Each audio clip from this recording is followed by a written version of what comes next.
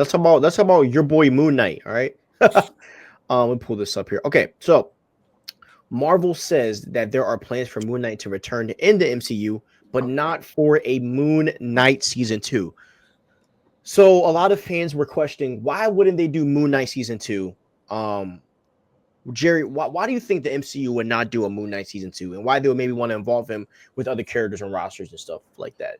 I think they may have thought that, number one, it wasn't well received by most fans, and number two, I think they struggle with like the episode format when they're used to like 2.5 hour movies, and they're trying to cut it up into episodes because now they're doing TV.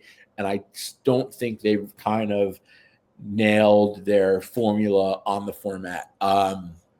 So I think they like the Moon Knight character, and they recognize that people like the character, and they don't want to give up on him, but they don't want to do a season 2 either. 100%. Do you agree with that?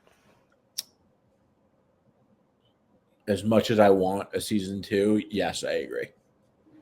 So I think that Moon Knight had the opportunity to. Well, I loved how Moon Knight dove into their lore with the whole Egyptian gods and the whole avatars and stuff like that. Fit very well with, and I thought there was going to be a connection to Black Panther, but they didn't do it, which kind of killed my vibe a little bit. And they even hinted to it in Thor as well, and they didn't do anything with it. And you and I talked about this off air about Sam, right? I think one of the reasons why Brave New World isn't doing as well is because of the fact that they waited so long to put this movie out. You know, this movie should have came out at least 2 years after Falcon and Falcon and the Soldier. Yes, you know, and I think they waited too long. Fans don't care enough. And with Moon Knight, I think it's the same thing. You've waited almost 3 years. It's been almost 3 years since we have seen this character. I think the best way you bring him in is with a team up film. So that's kind of where I think he should be at, and he's such an awesome character. So, I also think like in the comics, he is very street level and deals with very gritty criminals and gangs, and in New York City. So I think that they could keep him in that Spider-Man, Daredevil, Punisher ecosystem, and I think that dealing with a god-like character would add a nice element to that ecosystem. Would you be hype if he popped up in that show? Yeah, I would. I really would.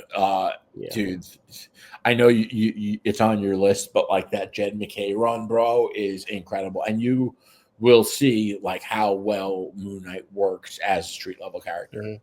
Yeah, because I rewatch that show often. Moon Knight show is to me, bro.